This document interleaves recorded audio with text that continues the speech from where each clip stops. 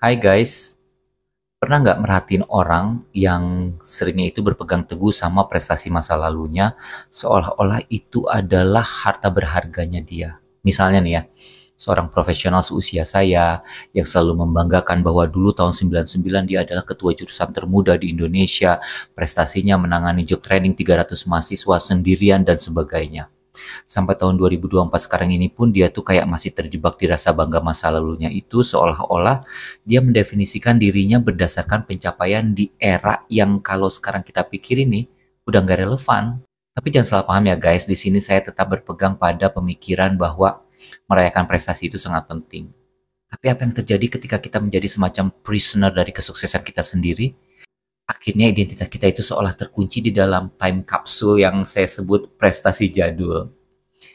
Emang sih kalau kita bayangin misalnya kita itu lagi reuni, terus dikelilingi sama wajah-wajah yang kita kenal, terus percakapan mengarah ke masa lalu, terus ada yang ngomong, ingat nggak waktu lu menang penghargaan itu? Atau ada yang ngomong, lu kan dulu manajer termuda di perusahaan kita. Rasanya tuh enak ya, ada bangga-bangganya gitu. Tapi here is the catch, kalau kita nggak hati-hati, perasaan kayak gitu tuh bisa membelenggu kita, membelenggu. Kita jadi semacam kurator untuk museum diri sendiri dan selamanya kita nanti malah mengagung-agungkan kejayaan masa lalu terus. Padahal hidup itu kan nggak statis sama sekali, tapi justru dinamis. Bahkan saya punya moto yang namanya changes over time. Terus gimana dengan identitas kita? Ya, di sini saya tuh memang mau ngomong bahwa identitas kita itu harus berevolusi biar kita berkembang terus. Dan ada beberapa konsep nih yang pengen saya jelasin sedikit tentang evolusi identitas diri ini. Yang pertama ya, ada yang disebut dengan efek kepompong. Sama kayak ulet ya, berubah jadi kupu-kupu. Kita juga kayaknya harus deh ngelepasin lapisan-lapisan tua dalam sepak terjang karir kita ini. Caranya kita bisa ubah pemikiran tentang prestasi. Bukan lagi kita anggap sebagai tujuan, tapi sebagai batu loncatan.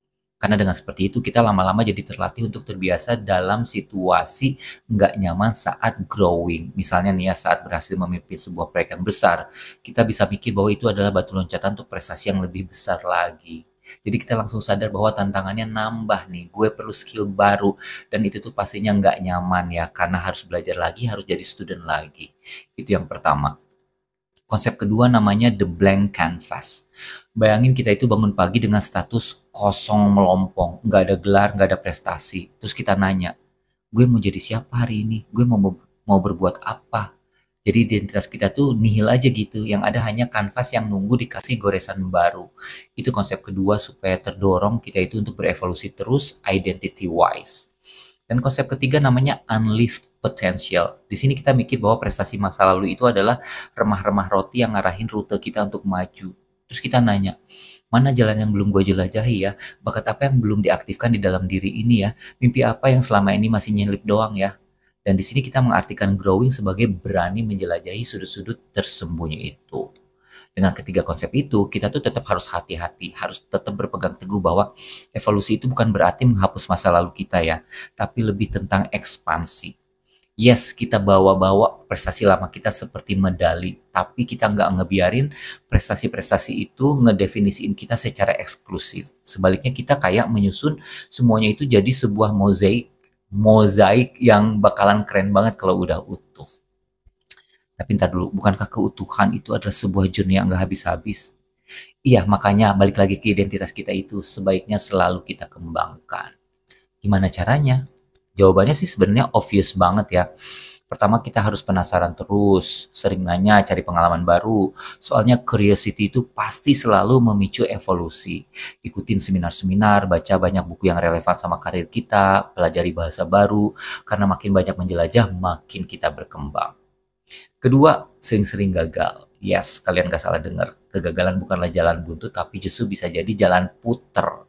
Tiap kali kesandung, kita tuh nambahin lapisan identitas diri kita. Jadi gagallah dengan berani. Dan yang ketiga, reinvent.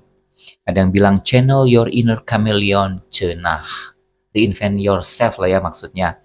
Misalnya, mungkin kita bukan hanya seorang akuntan doang loh. Bisa jadi kita juga adalah seorang pendongeng yang menggunakan angka-angka untuk bercerita. Mungkin kita bukan hanya seorang programmer doang loh. Bisa jadi kita juga adalah seorang seniman yang bisa coding. Nah, gimana menurut teman-teman? Bener nggak sih semua yang saya omongin tadi? Jangan lupa komen ya. Dan sebenarnya contoh ketua jurusan termuda yang di awal tadi itu maksudnya adalah untuk nyindir diri saya sendiri. Soalnya dengan bikin video ini tuh saya sebenarnya pengen bikin perjanjian sama diri sendiri sekarang ini nih. Bunyi perjanjiannya kayak gini. Oke Ted, nggak apa-apa lu ngebanggain masa lalu, tapi jangan stuck di situ. Identitas lu itu bukan museum, tapi harus jadi karya yang selalu hidup. Gitu aja, semoga berkenan ya guys. Kira-kira next week kita ngomongin apa lagi? Tulis di komen dan thank you for watching.